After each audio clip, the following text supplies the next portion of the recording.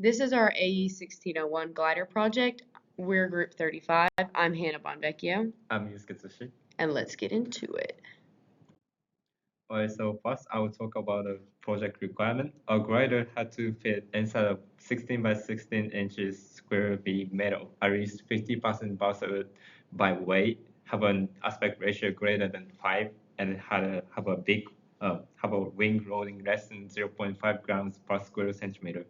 In addition, it needed to travel at least 20 feet in a test flight. In this presentation, we will explain how we met all these requirements through our design choices, calculation, and flight testing.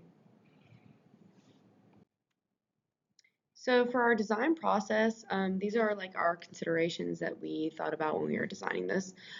First, we went through materials, so we decided whether to use 3D print or to use balsa wood. 3D printing won't break, which is a pro, but 3D printing will increase weight and it can be hard to manipulate if you like mess up some of your calculations. Balsa wood is really easy to manipulate and it's easy to add like flaps, which is something we were considering post production. It's lightweight and there's no CAD, so it reduces the time. But it can be really prone to breaking and it can be more susceptible to wind. For wing shape, we thought about using ailerons to control roll, or rudder to control yaw, or elevators to control pitch, and this would allow us to adjust for issues post-production on flight test day. However, this would increase our chances of instability, like if the flaps are not adjusted correctly, so it could end up being an issue. We also considered the wing placement, so we decided whether to use low or high wing placement. And low wing placement tends to be more destabilizing, while high wing placement tends to be extremely stabilizing. For a dihedral, we also considered that as well. It can be more stable and allow the plane to correct for disturbances, so it can be less likely to roll, but it can be difficult to manufacture, so it can make it so then like your plane will start or your glider will start like turning in a direction instead of like staying on track the way it needs to. We also considered winglets, reducing induced drag that would be caused by wingtip vortices, and it would increase stability. However, it would be difficult to manufacture but easier than a dihedral and increased weight. We also considered including a tail on the top or under the glider. This would add increased stability, direct more airflow, and reduce the time of yaw disturbances, but this would add weight and increase drag. We also considered three types of tapers: a leading edge taper, a trailing edge taper, and a middle taper. A leading edge taper can be easier to roll and less likely to stay on course.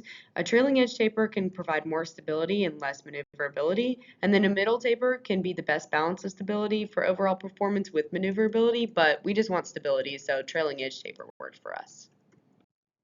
Here are the key calculations that show our glider meets the production requirement. The wingspan is 35.56 centimeter and the chord is 4.066 centimeter, giving a wing area of 144.6 centimeter square and the aspect ratio of 87.5.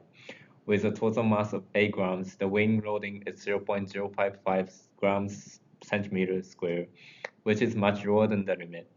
To estimate lift, I use the thin airfoil approximation, which is CL equal to pi times angle of attack.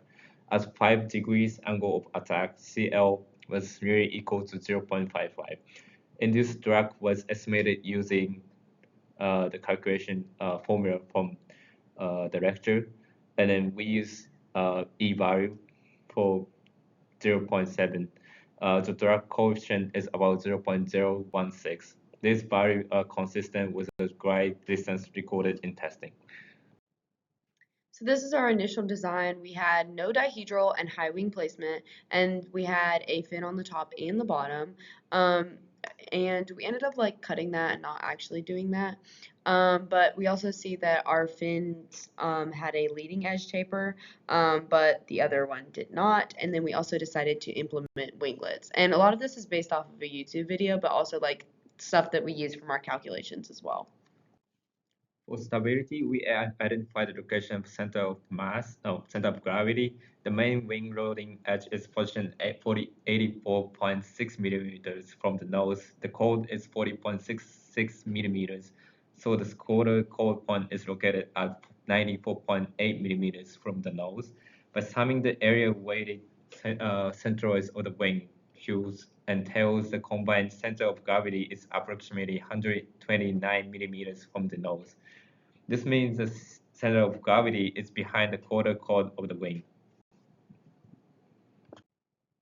So for our design iterations, we had 65.6 millimeters as our initial width, but then it was reduced to 25 millimeters. This is just because we broke the balsa wood.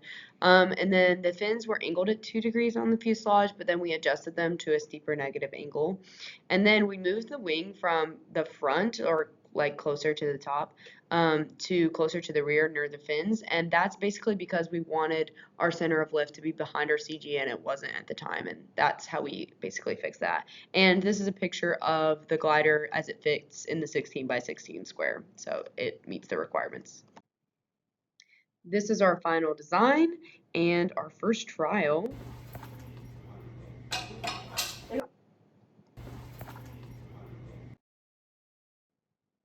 And then this is our final trial at the CRC. That's good.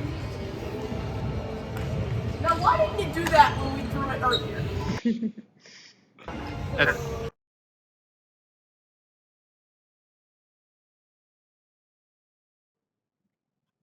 Okay, in summary, our glider met all requirements and it fits inside of 16 by 16 inches size limit and use 100% of balsa wood.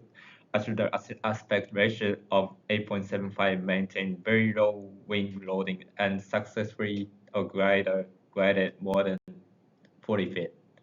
Thank you for listening. These are our citations, and then, yeah, this was our presentation.